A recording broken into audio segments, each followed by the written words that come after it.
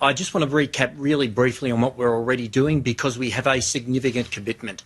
We have Operation Sentinel, which is every day 500 police officers out and about, tasking, checking populous places, knocking on doors, a whole range of things. We have Operation Sentinel 2, which is the vehicle checkpoints, 8 vehicle checkpoints right around the restricted area, those permanent ones where we're checking the access and egress right throughout the state.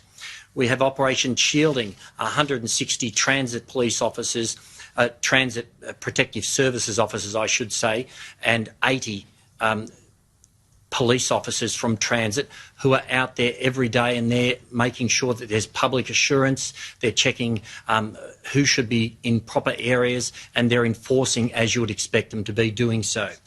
And from our perspective, though, the people, the vast majority who are doing the right thing, need to understand for those who aren't, there is a consequence. And there are consequences, and I want to be really clear on that.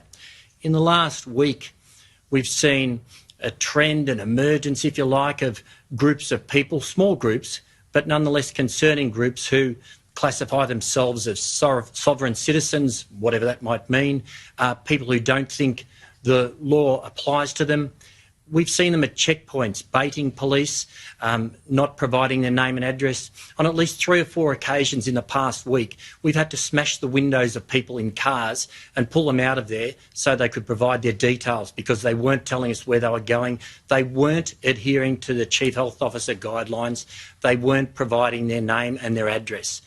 We don't want to be doing that, but people have to absolutely understand there are consequences for your actions, and if you're not doing the right thing, we will not hesitate to issue infringements, to arrest you, to detain you where it's appropriate. The message is clear from me, and it's simple. We want you to stay at home. That's what the Chief Health Officer wants you to do.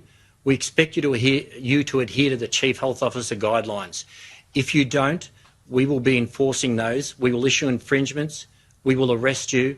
We will detain you where we have to.